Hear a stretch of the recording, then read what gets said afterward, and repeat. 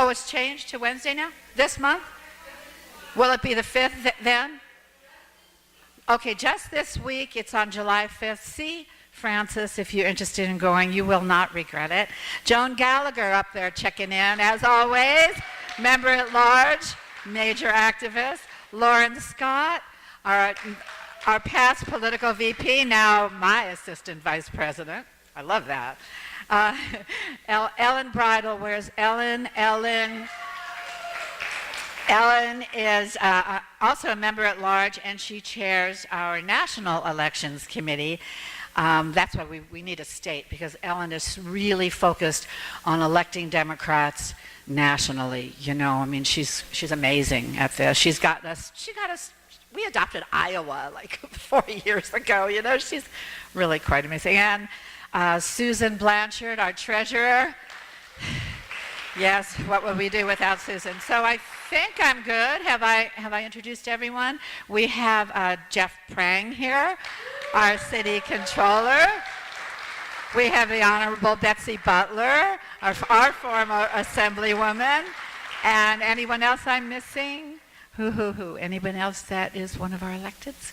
We have Dorothy Reich here, who is president of the Progressive Democrats of the Santa Monica Mountains. Dency Nelson, representing the Beach Cities Democrats. Anybody else? Anyway, you're all important to me. Roz George has a little thing to announce for a second. Roz is the West Side representative for Sheila Kuehl.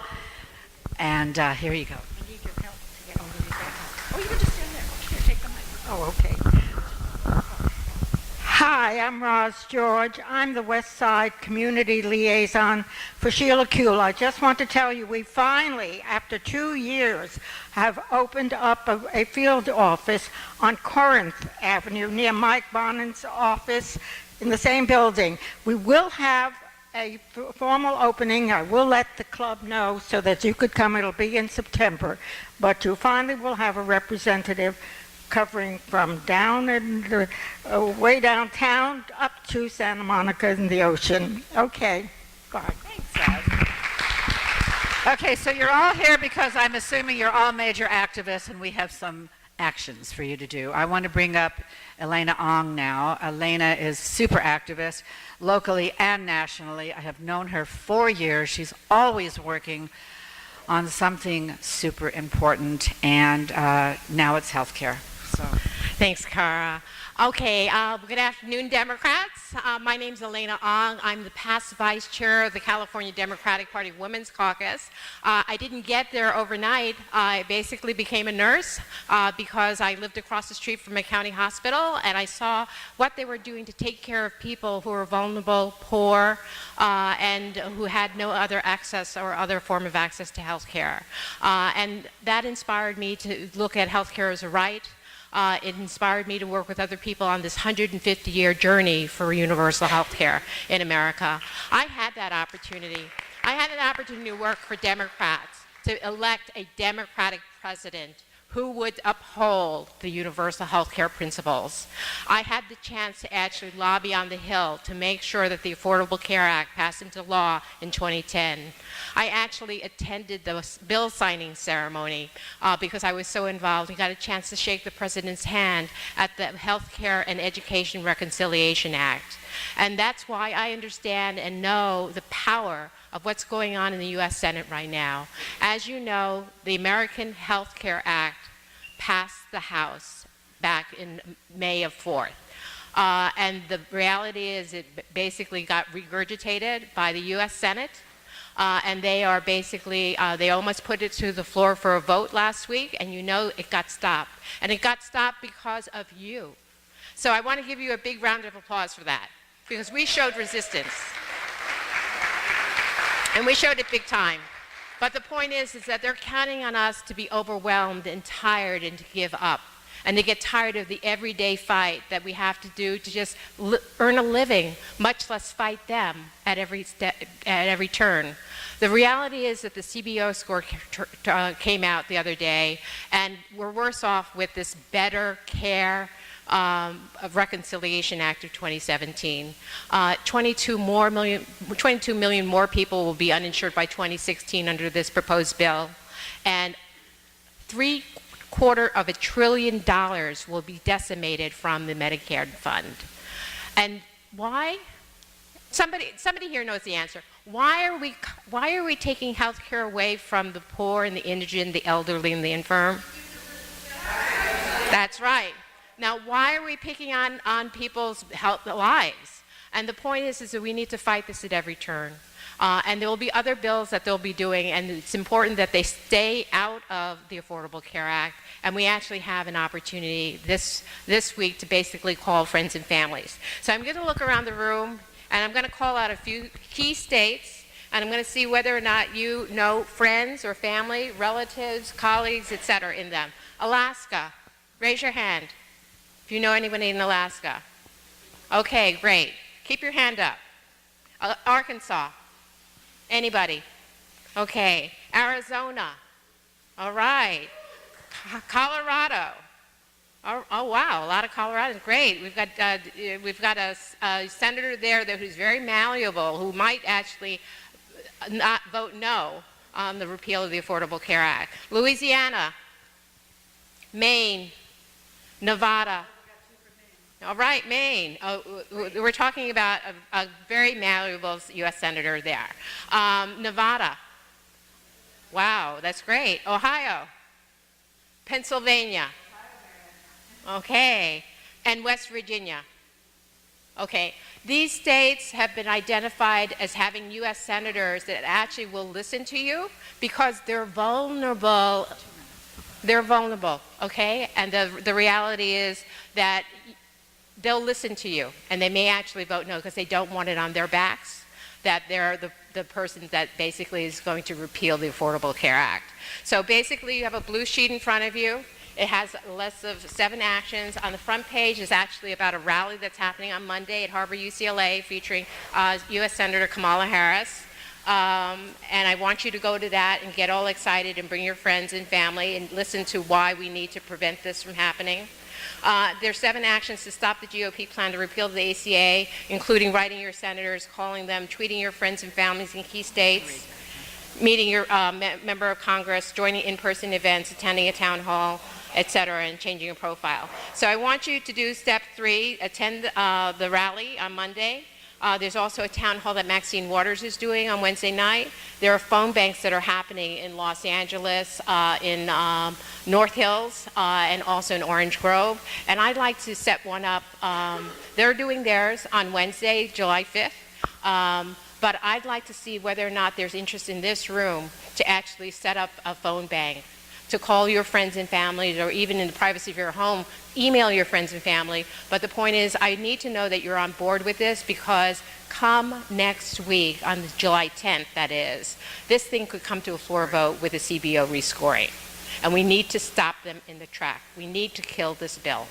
And that's what I'm asking of you. So you see yellow sign-up sheets. You basically have the blue sheets in front of you. They have hyperlinks that could get activated, and you can easily send that to your friends and families in all those key states that you just identified for me. So that's what I need. And I also need to know, I have a clubhouse in West LA over by Beverly Glen and Mulholland Drive that I'm willing to do a phone bank out of for those who want a kind of physical phone bank. It doesn't have Wi-Fi, so I'm actually looking for a better place that's a little closer south that has Wi-Fi. If you have an office or a house that you're willing to offer up to do a phone bank on Thursday between 3 to 7 p.m., please let me know, and I'll be in touch with you. But thank you so much for all you're doing. And thank you, Elena. Ellen Bridle wanted to say a few words. Where's Ellen? And then we will, oh, and by the way, I want to say hello, welcome to Senator Steve Bradford, who used to be our assembly member when it was the old 51st, so. So you may also have been accosted by people with another clipboard. If you haven't been yet, we'd like to accost you before you leave. I know a lot of people are frustrated with how where we are, and people are frustrated that Ossoff lost and frustrated about all those, but I wanted to say that there's still things that we can do right now, and there are things that we are doing right now. Virginia is a heavily gerrymandered state, and if you're not scared about voting rights after this voting commission wanting everybody's details, including what party you're registered with, can't imagine what they want to do with that, huh? If you're not scared about that, then maybe it's time to, go check that out, because it is pretty scary. And the way we stop that kind of thing happening is that we take control of the states where those decisions are made, where the districts are drawn, where the voting rules are made, where the voter roll purges happen. And 2017 is a fabulous opportunity to take control of Virginia, where they already have gerrymandered, and they're starting to put in stricter voter ID rules. And this is a state that has 2 Democratic senators, a Democratic governor, a Democratic attorney general, went for Hillary for president and has. In their national House representation, 7 Republicans and 4 Democrats. And in their House, their House of Delegates, they have 66 Republicans and 34 Democrats. So we are working to elect, for now, 1 Democrat. If we get enough of you to join us, it'll be 2 Democrats or 3 Democrats. We are also working to repeal and replace Steve Knight in our next district upstairs. And that is close enough to go to for a Sunday morning or a Saturday afternoon. It's Santa Clarita, Simi Valley, Lancaster, that kind of place. We're having phone banks for both of those. We're about to adopt another state. And by the way, I know that Ossoff's loss was disappointing, but there are, according to Cook Political, there are 71 House seats held by Republicans that are more amenable to Democrats than Georgia 6. 71 others, and we need 24. So 5 of those are in Southern California. So please come join us. You'll see the clipboards that say West LA Democratic Club victory starts today. If you don't see it, come in and flag me down, and we'd love to have you signed up for a volunteer list or to be involved in some way. So thank you all. Thank you, Ellen. Okay, and now I'll just say a couple of words I have to read because to introduce you to Senator Lara. Ricardo was born in Commerce, California, attended LAUSD schools, and graduated from San Diego State University and was elected president of the university. So, student body president. Before coming to the Senate, he was in the Assembly, and from 2010 to 2012.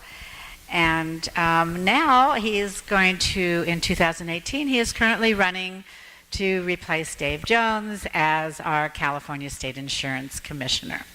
So he's still in the Senate. He is the chair of the Senate Appropriations Committee, and his district is District 33. Ricardo is a member of the California Latino Legislative Caucus and served as chair of that caucus from 2013 to 14. He's also vice chair of the LGBT caucus and actually made history in 2012 by becoming the first openly gay person of color elected to the California Senate. So there you go.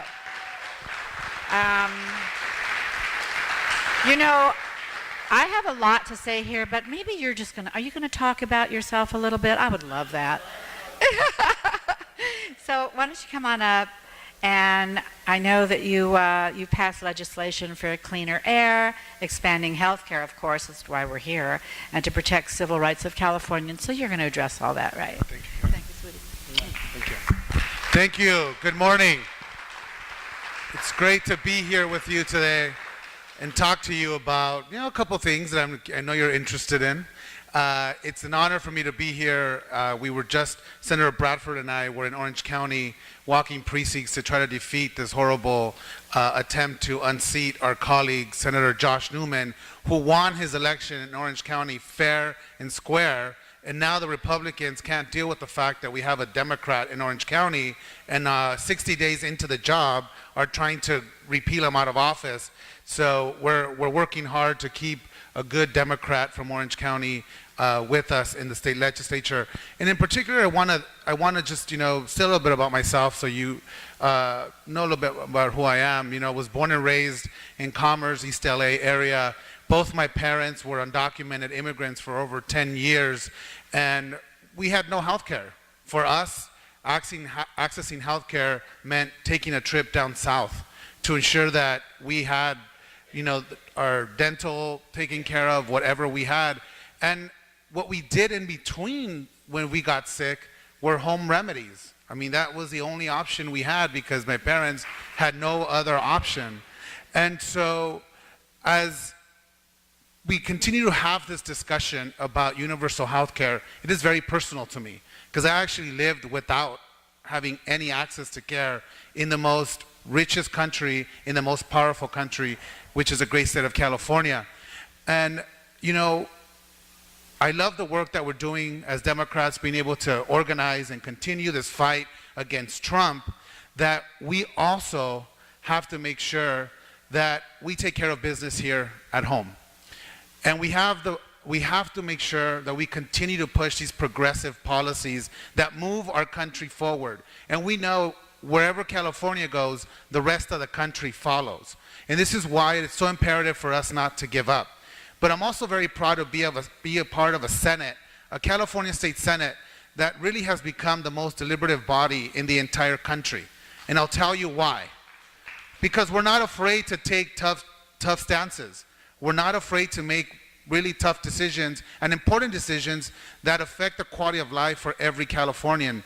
And I'm proud of the fact that Senator Bradford and I have stood together on some of those fights to ensure that we get equal pay for women, that we raise the $15 minimum wage, that we did the most aggressive infrastructure funding plan in the history of our state, that we fought for health care for every child in this state, regardless of their immigration status, and that we passed a Death with Dignity bill that gave options to our ailing residents, ensuring that they determined what their future was and how they were going to treat their illness. Those are all issues that came out of the California State Senate. Those are all issues that move us forward and move our society forward. And when it comes to what we're doing now, is we're fighting Trump at every step of the way. We're fighting his wall. We're fighting his religious registry. We're going to make California a sanctuary state. And we're going to make sure that we get once and for all universal health care for every Californian in our state.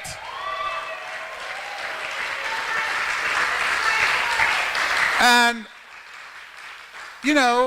these decisions are tough, but they take leadership.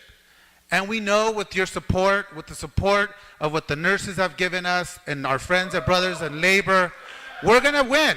Look, I want to be honest. We are going to be on the right side of history. I am convinced of that.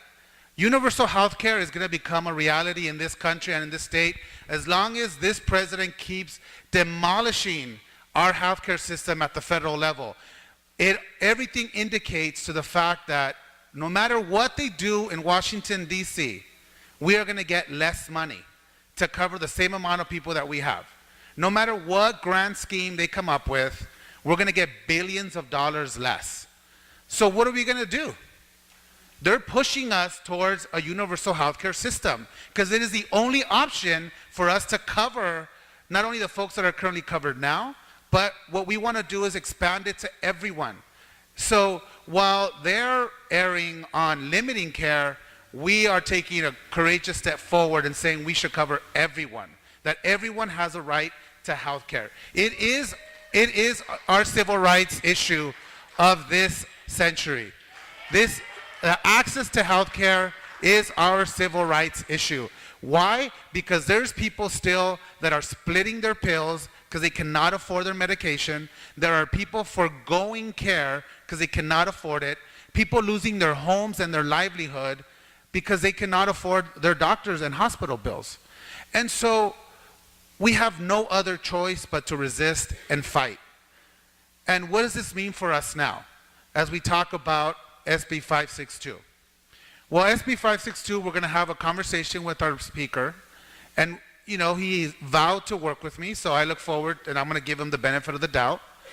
But whether we take this bill, whether we go to the voters, whether we continue to have dialogues in the legislature, I am convinced in my heart that we're going to get to universal health care one day or another, because it is the only way that we have to move forward to ensure that everyone has access to quality care and that we pay less. It makes sense. Businesses should be for this, because guess what? Workers' comp goes away because everybody has access. With having the state be the single negotiator, we negotiate with the pharmaceutical companies to bring down the cost of prescription drugs. I mean, we all know this. And so as we move forward, and I always remind myself, because I get a little passionate and I want to get it done now. And I have to say kudos to everybody who's been fighting this battle. I've met so many of you along the way that have been working on a single-payer universal healthcare system for over 20 years. And I'll tell you, we stand on your shoulders. Senator Bradford and I stand on your shoulders and continue this movement forward. But human progress is messy, as we know by this election. And sometimes, as we're moving forward, we take a couple steps back and to the sides, and, it gets a little dicey, and it gets complicated. But I look forward to having those conversations with our speaker. I look forward to taking our message to the rest of the state. We're going to be doing, Senator Atkins and I are going to be going up and down the state, having dialogues with people, so people understand what this really means and understand what we're paying now. This whole scary number that people brought up, $400 billion, people don't understand that we're already spending $368 billion annually already. So we're not starting from 0 to 400 billion. There's a starting point. And so the financing plan that we have proposed is a split payroll tax and a gradated sales tax, ensuring that our most vulnerable and our working families are not disproportionately affected by a tax increase. But we have to be bold and have these discussions. And to be honest, it took us a while to come up with our financing plan. This is why we needed the bill to move forward. So everybody says, and this is what kind of pisses me off a little bit when they say, oh, this bill's uncooked. All the bills are uncooked until it gets to the governor's office. All the bills are not ready until there's a negotiation.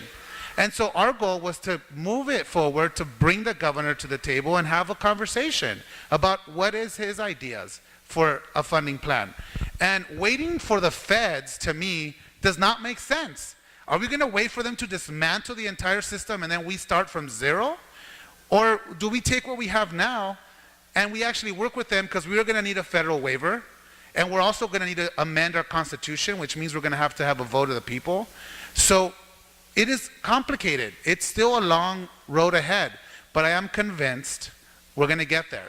Why? Because we have the ground support, because we have the passion, and because this is the right thing to do. It is the morally right thing to do, to give people health care, give our most vulnerable an opportunity to live healthy lives.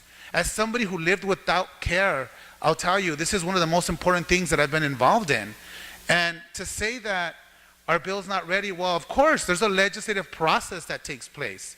I can point out to hundreds of bills that are not ready. I have 15 other bills that are still not ready and are in the assembly. And so let's have that dialogue. Let's have that conversation. So, for me, I just want to say thank you. And, Senator Bradford is here with me. Just take a moment to thank you for the support. Let's not get distracted by being mean-spirited. Let's not get distracted by accusations. Let's hunker down, focus, and understand what our goal is. Our goal is to get universal health care in California. The world is watching us. I was just in Canada looking at their system, and the way the Canadian system rolled out was through provinces, just like we're trying to do here in the States. Saskatchewan province did it first. But they also noted that they have real challenges. They have an aging population and a declining population. And so their current model is not sustainable. So we're in dialogues with them about what their future system looks like. I'm going to be going to Japan to look at what their system looks like. But it makes complete sense that every industrialized country has a public option. And they've all been creative about how they control cost and make it sustainable. So if our plan is not the perfect one, give us an opportunity to have dialogue with the governor and with the other members of the legislature to figure out what we can come up with that's sustainable. Because the last thing we want to do, and I don't want to do that by no means, is put together a program that is not going to be sustainable for the long run. That wouldn't help anybody. But we want to continue to engage in these dialogues. And so I feel that Senator Atkins and I are going to continue to move this issue forward. We remain resolute to continue to have these discussions and ensure that we get to a place where we're negotiating, whether it's with this governor or the next governor. This is why I decided to run for insurance commissioner. You need somebody who's going to be able to hold the insurance companies accountable, and that's going to be able to ensure that we have the consumer protections in place so that we don't get gouged. Because guess what? Trump is just eliminating the Consumer Protection Agency, pretty much dismantling it, and putting us consumers at the helm of these insurance companies. So I said, you know, it's time to step up and lead once again and ensure that we in California are saying no. Ya basta. We are going to continue to fight for our Californians. And so as we engage in this dialogue, I want you to know that in the California State Senate, we're proud to carry these tough issues. We are proud to have a group of Senate Democrats that are going to continue to push the envelope no matter how uncomfortable it makes some people feel, because these are the right things to do. If we are elected to just sit there in our suit and do nothing, then what good are we? We need to continue to push these issues forward. And with that, I want to just again thank you all for your support. I want to thank you for allowing us to have these critical discussions in the Senate as we move forward. I look forward to having our discussion with our speaker and with members of the Assembly.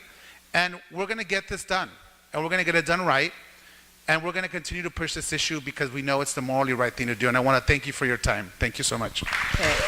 So we have some questions. We have questions. I've been collecting questions and looking through them. And the question on everyone's mind is, give us some specifics. There are lots of, give us specifics. We need to know how it is going to be funded, what plans are, what are the different areas that need to work to fund this? Great. That's a good question. So one of the funding models that we were looking at was a split payroll tax. And it's split because we can't make up the rest of the money. We also need federal waivers to allow the federal government has to allow us to use our Medi-Cal monies because Medi-Cal again gets rolled in to this universal healthcare system that we have, and with the goal of expanding it and limiting co-pays and drug prices. So we need to have that federal waiver as well. We also need to and so we said a sales tax, a limited gradated sales tax, which taxes certain services, not all the services, because then it would really negatively impact already working folks and poor people. But there's different funding schemes that we wanted to continue to work on. So these are kind of some of the ideas, but this is why we're looking at what other countries are doing, and particularly to control the cost and to make a system that's sustainable. So we're trying to figure out how does a fee-for-service, moving to a fee-for-service will cost us so much, because that would mean people would just have unlimited access to the doctor. What does that cost? Or as opposed to doing some sort of hybrid model like Germany does, where you get a certain amount of doctor visits and then a copay kicks in. So there's various schemes that we're looking at in different countries and talking to health experts on how they control the cost. And so we want to be deliberative, which this is, by the way, you know, I wish the speaker would have called me before he made that decision, because I wasn't notified, but I would have told them and what we're going to have a conversation is about what we're thinking in terms of how we fund this, getting some more experts to join us on this issue, because it is complicated. So we are going to need the time to figure out the funding mechanisms, because what I don't want is to make sure that it's not sustainable. And so, we're going to continue doing the work, but there's different funding models that we're looking at. Well, what don't you do to get it out of the rules? What, if anything, can you do to get it out of the Rules Committee and in action here? Well, as we know, there's a separate,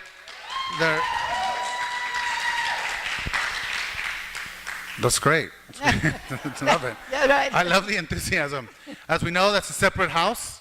I'm in the Senate. We're in the Assembly. The Speaker said he's going to have a conversation with me, so I look forward to having a conversation. And part of that conversation with me is, what do we do to keep this bill moving forward?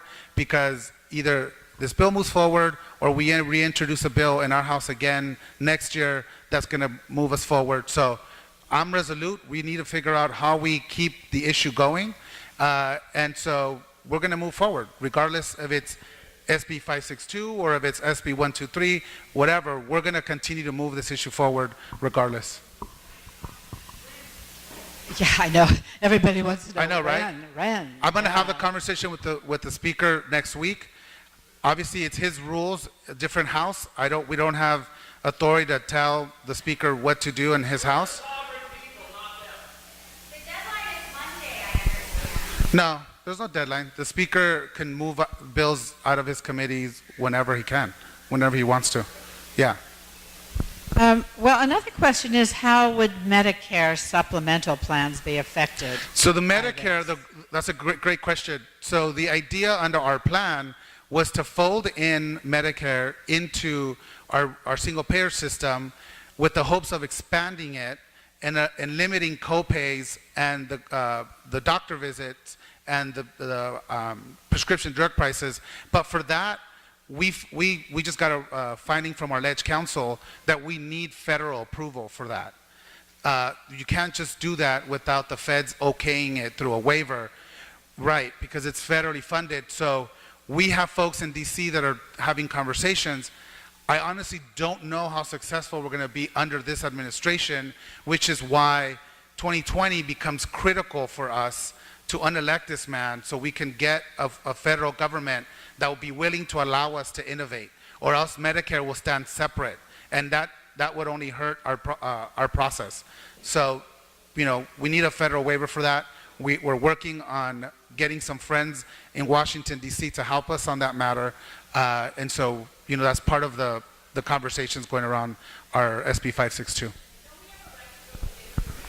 No. There's no rights to the waivers, although the waivers are, so when I first thought was, if they don't grant us the waiver, we can sue them and, try to win in court.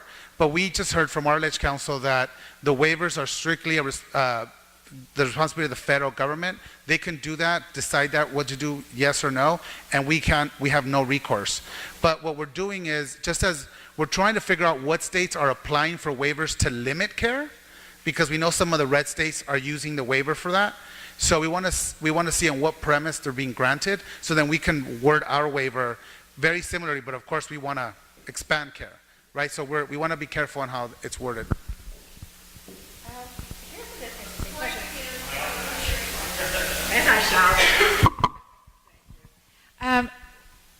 Do you know why Vermont was a failure? And what are they doing in Australia to make it a success? Have you studied that? I do know the Australian model, and I heard our President Trump likes the Australian model, which great. is universal health care.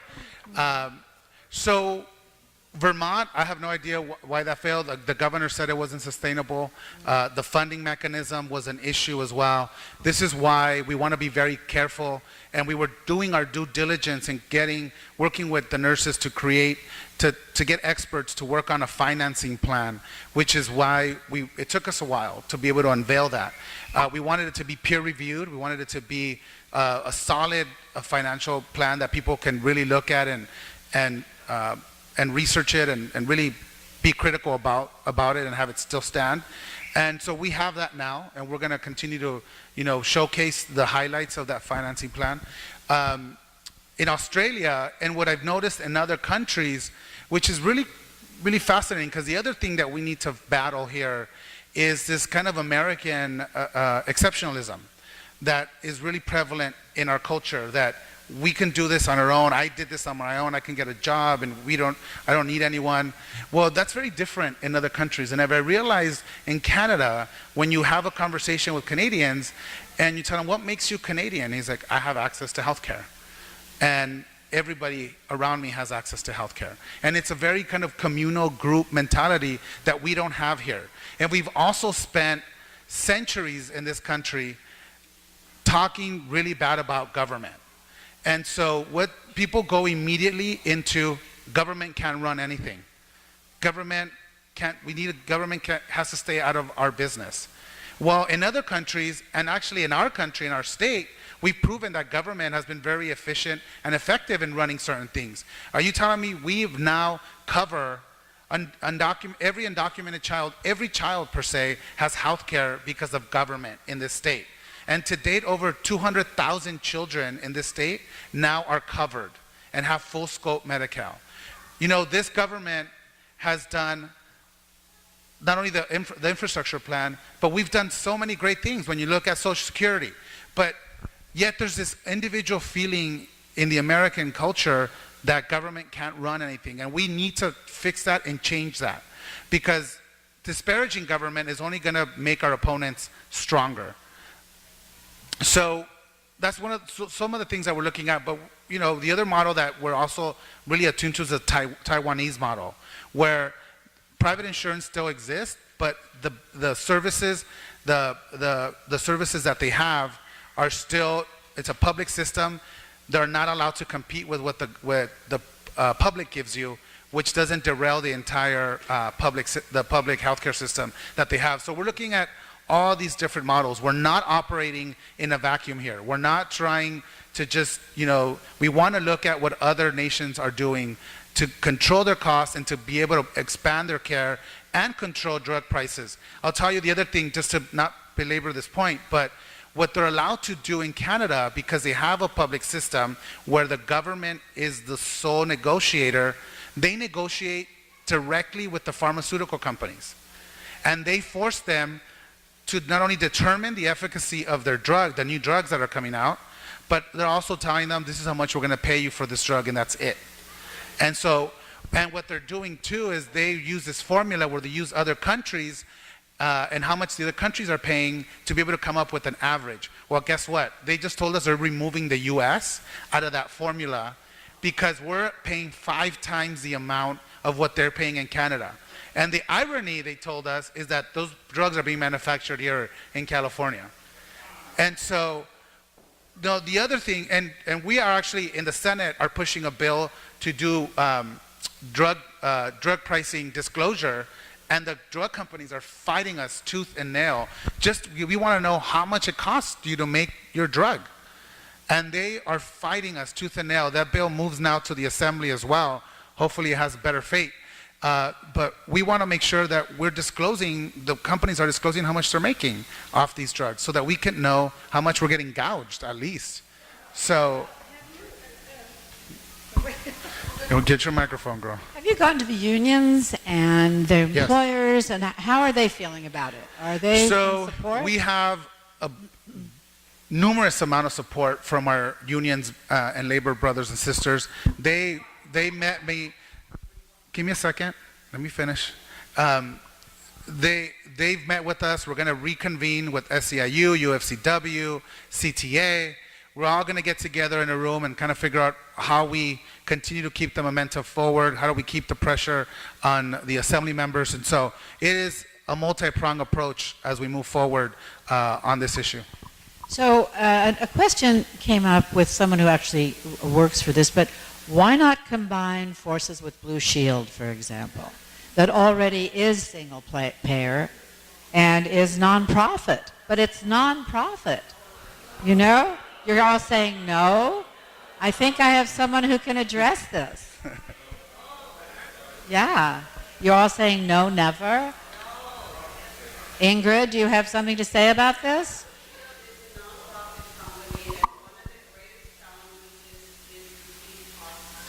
Right. And I have worked at both the cost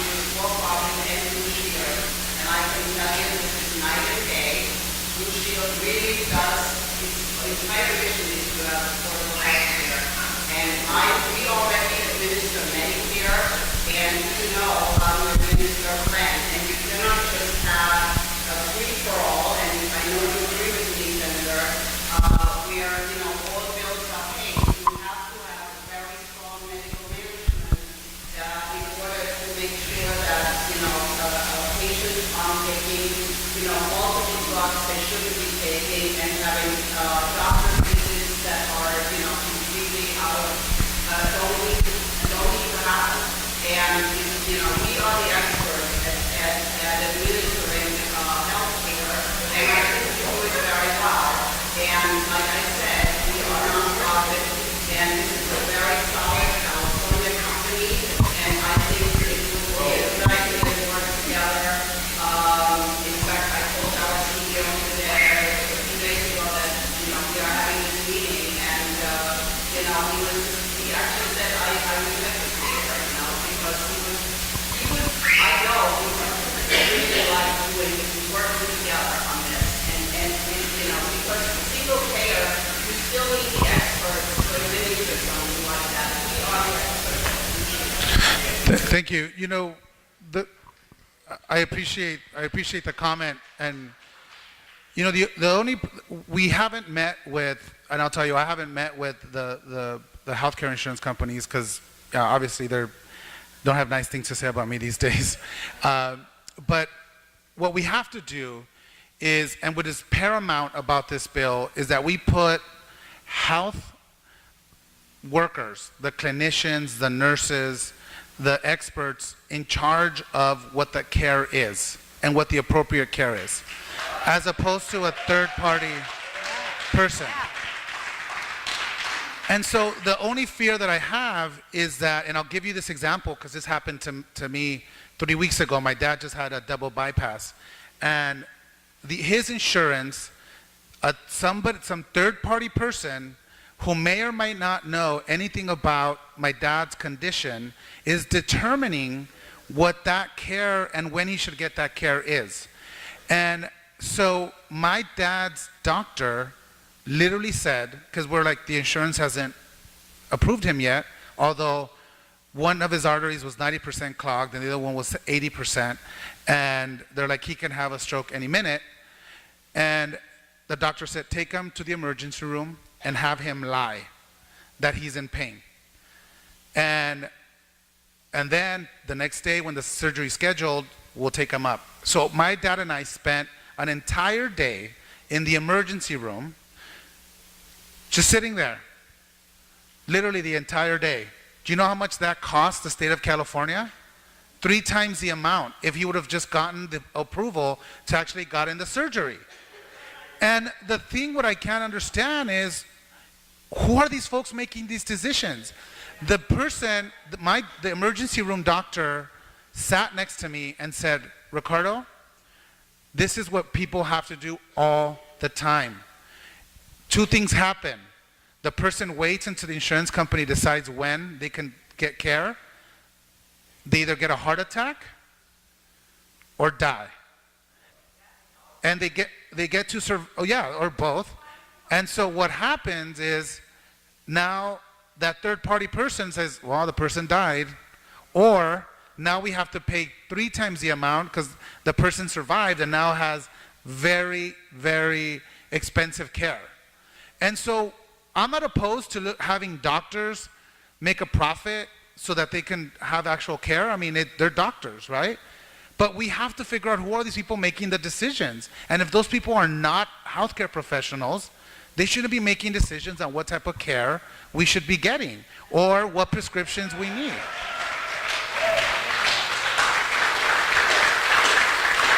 I mean, so that's why one of the fundamental tenets of this bill is putting back doctors and nurses and clinicians in control of what the type of care is that an individual needs. Now, how that is given, how do we control the cost, is where it becomes a little tricky. But I agree with you. We need to make sure that we just don't go back to a fee-for-service because it's too expensive. And we've been moving for generations to a managed care type of thing.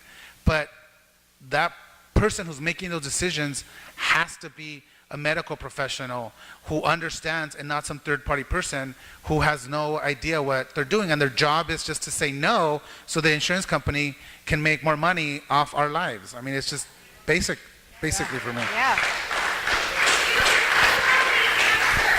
have the solution. The solution is Senate Bill 562. That's showing how we need leaders to fight for this. Oh, no. Oh, no. There's no question. No, thank you. Thank you. Appreciate that. We are. We're leading this together. We're doing this together. So what happens then? What happens if it doesn't? Can we take it to the ballot? Yes, we're going to have to go to the ballot regardless. We need legislation to enable it. We need to go to the ballot because we need to amend our Constitution to allow us to do this. So we have to go to the ballot regardless. Now, I'll tell you, if we can't get this through the legislature, I'm committed to putting it in the ballot and having a dialogue with the California people.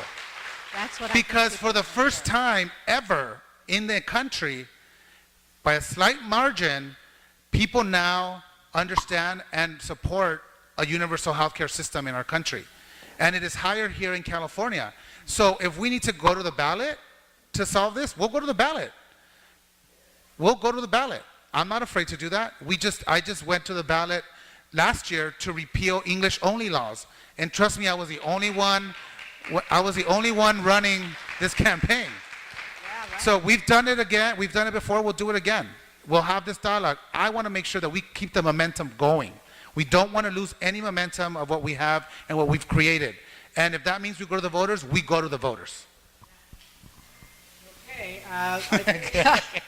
However, we go to the voters, but what can you do then to educate the voters? To Right. refute, say, some of the Right. erroneous assumptions Right. from the Rendon. No, I think, we need to embark on a really aggressive education campaign. And this is why Senator Atkins and I are going to try to go to as many towns as we can up and down the state to really have people understand a couple things. Because the initial fear that people have that may not understand, and one thing I'll just beg of you is do not call it single payer. Nobody has any idea what that means outside of the inner circles. They think that they're the ones paying. They're like, what do you mean? I'm the single payer. I'm already paying. I mean, I kid you not. People don't understand what that means. But what they do understand is universal health care. They understand Medicare for everyone. And so we need to change. This is going to be a revolutionary change in our system. But we need to be very disciplined on how we message this. So a couple things that we need to work on, which folks that are not engaged do not know. People do not know that they're currently paying themselves more than ever before and getting less care than anybody else. So we have information that proves that, right?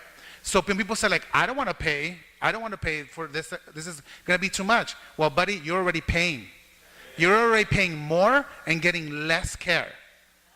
2, we have to make sure that people understand what the universal healthcare system looks like, and that we want to be able to limit copays and cut the cost of your drugs.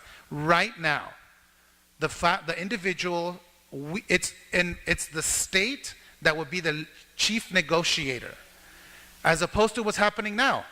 A person came up to me and says, there's no way, you're crazy, I'm already paying this much money. Well, yes, you know why you're paying this much money? Because it's you against the insurance industry. It's you by yourself against a huge insurance company that you're fighting against, as opposed to having the state be there and be the lead negotiator against the insurance company. People don't understand that. And people don't understand the third important thing is that the average family is paying close to $10,000 right now annually, above what their insurance might be, to get very limited care. Very limited care. And we can demonstrate that. And so these are 3 very important components that we need to continue to talk about. And what Senator Atkins and I are going to do to continue to talk about the fact is we're paying more, getting less. You are the chief negotiator. You're individual against a big insurance company as opposed to letting the state do that. And 3, you're already paying $10,000 above than what you are paying above your insurance. So you're paying for care whether you like it or not. You're paying for really crappy care right now. And so why not take a chance on creating a universal system that is going to be able not only to open it up to everyone, and I'll tell you, I came to this not only personally, but I was able to get healthcare for undocumented children, and I was moving towards the adults, ensuring how we figure out how we open up the Affordable Care Act for our undocumented people. 13% of our immigrants can actually afford to pay into the Affordable Care Act. The only reason they do not is because Congress discriminates against them and says that they shouldn't have access to care, which is ridiculous. I was in the process of creating legislation to allow them to pay. I got to DC, then Trump happened and dismantled all our work that we've been doing to be able to allow immigrants to pay into the Affordable Care Act. And with him being, so bold and trying to dismantle it, that's when I decided, when I was in DC, working the halls, trying to get Congress members to sign on to a letter, which, by the way, all our congressional Democrats signed on. I said, no, I'm done. This is the time we go for universal health care. This is the time that we do this now. So I'm going to need your help on how we message this and how we continue to talk as we move this issue forward. Okay, want to take a few more? Yeah. I got a couple for tomorrow. Okay. Okay. We'll do 2 more. Why is there a provision to eliminate electronic health records? Are you aware of that? Yes. Yeah. And that is, okay, so I'll let you into kind of some of the political strategy is we wanted to do something that was expansive. There is a hesitation to move towards electronic records. I tend to disagree on that, but I wanted to use it to bring people in, to have a conversation and a dialogue, to get people's perspectives, just as we kept the fee-for-service in there to bring the doctors in. And by the way, I'll tell you, for the first time ever, the California Medical Association said they're willing to have a conversation with us about single payer, because they're just as sick and tired of having to deal with insurance companies as we are. And so it's happening. I'm seeing progress happening. Even the hospitals, hospital association is like, okay, this guarantees we get a base funding for our service, as opposed to waiting for the insurance companies to tell them how much they're going to reimburse them for specific services. So trust me, behind the scenes, you don't see it. We're working with these folks to try to get them on board. The other thing that we're fighting against is people are just scared to go into something that's completely different. The new doctors that are part of the California Medical Association, I know I went on a tangent, but I thought this was important to show you that there is progress. The younger doctors in the California Medical Association are pushing with us to get them to do universal health care. And even the doctors who have been there for a while, they're like, man, this is just different. They know already how to skirt the system to get the care for their patients. But I said, that's wrong.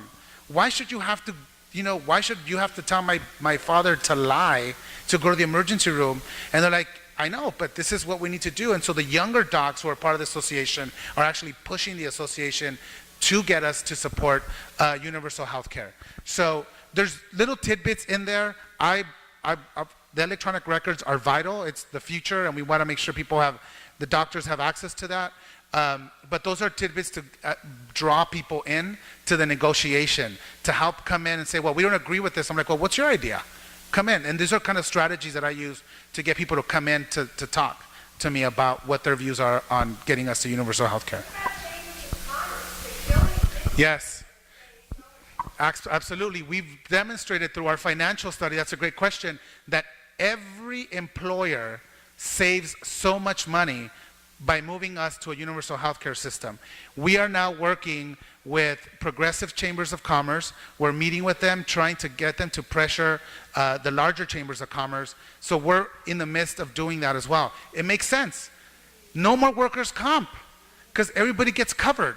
And even in the companies that have the most employees, who are the ones that we're targeting for this increased payroll tax, they even pay less, even under our system, even by an additional payroll tax. They end up paying less. We prove it.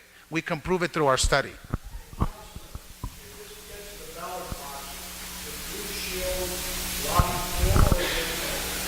I have no. You have to tell Blue Shield. I don't work for Blue Shield. Good. What do you think? Did you hear the question?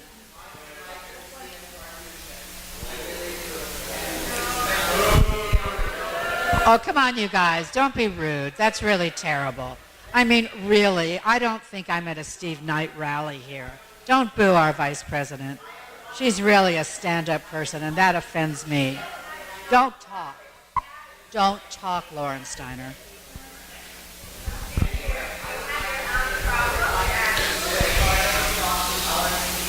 Absolutely.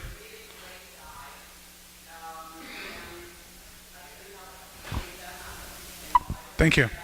And what about Thank you. the Kaiser model? That's really like a single So, payer.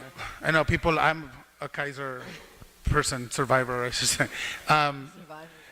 I have to be honest, Canada is actually looking at the Kaiser model because one of the ideas I had was, okay, and one of the is let's move everybody to primary care.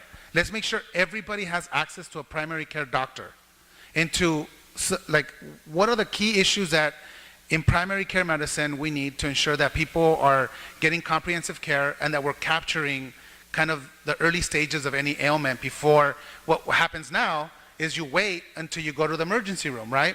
So Canada's looking at switching their kind of model into this kind of community medicine where people are going into these clinics and you're able to kind of capture anything and manage what a person's maybe, health condition would be. So for me, I thought that was a perfect idea. They like the Kaiser model. I was saying I like the Kaiser model without the Kaiser insurance. So then doctors again are allowing to be, are the ones that are the decision makers on what the care is, and then they can own a hospital, that's fine. But right now the Kaiser model has the big insurance, the doctor networks, and the hospital. So again, I would be okay with that if we eliminate the insurance, because why would you need the insurance company if you're now, in the universal system where you're guaranteed payment and you're guaranteeing that you're going to pay the facilities for the hospital. And by the way, the big fear of some of the hospitals is like we're not going to be able to innovate under a universal healthcare system. That's baloney. We've known that they've actually, in Canada, have world-recognized research because guess what? They get a bulk of money from the state, guaranteed, which then their foundations and their endowments kick in, and that's what they use their monies to be able to do research, partner with universities, and do very innovative work. And so we've been able to prove that that's a fallacy as well under what people are doing to attack our bill. Well, I think that almost every question in my hand here has to do with funding. Pardon? Oh yes, that bribes. That's a question. Wait, I'll read this about bribes. The reason a question came up, which. All right, I'm sorry. Yeah, it says. I guess it's from you. Yes. International Business Times, the IB Times, reports $370,000 bribe to Governor Brown, Brendan, and Kevin De Leon by insurers against SB 562, and over, what does that say, $5 million since 2010. Well, Governor Brown's been against universal health care, since day one when I introduced it. But what we wanted to do is give an opportunity for us to continue to push this forward and have a dialogue with us. I mean, there's nothing that says that he shouldn't talk to us. I'm not going to go into, contributions because I'm focused on getting universal health care done. I'm focused on moving this issue forward. It's more important to me than who's funding what. But, I'll tell you, I have a record of passing some of the most far-reaching progressive bills. And it takes us some time, but I'm committed. I'm resolute. I'm here because I want to hear from you. I'm here because I want to let you know that we're not going anywhere. The people who have supported us from day one, our nurses, our labor brothers and sisters, we remain steadfast. We're going to do this. We're going to get this done. We're going to be on the right side of history, like I said before. And so